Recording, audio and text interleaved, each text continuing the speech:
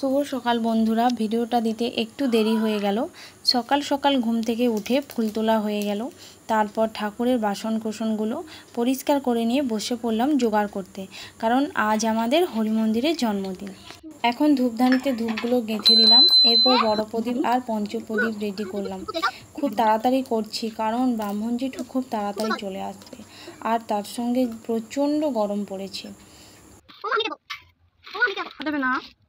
কি মামা না গো আমি দেব দাও রাখো, আপনি কেই না দাও চল কি চল গেছে। রেকাবে দিয়ে দিলাম পান সুপারি আর আতপ চাল, ফুল যা যা লাগে তো দিয়ে চটপট করে রেকাবটা আমি রেডি করে ফেললাম। আর আমার মেয়ে এত আমাকে বিরক্ত করছে, কোনো কাজই করতে দিচ্ছে না, বলছে আমি এটা করব, আমি ওটা করব।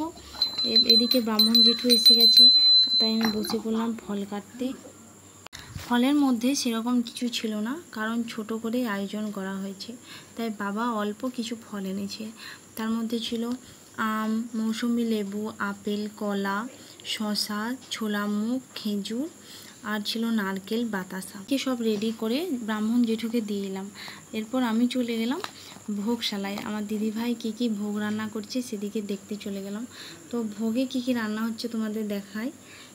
আলু ভাজা, বেগুন ভাজা, পটল ভাজা, সুজির হালুয়া, লুচি, আলুর দম, ক্ষীর, ছানা, এটুকুই হয়েছে আর কি। তো এগুলো নিয়ে চলে এলাম হরি মন্দিরে। এখানে দেখো পুজো শুরু হয়ে গেছে।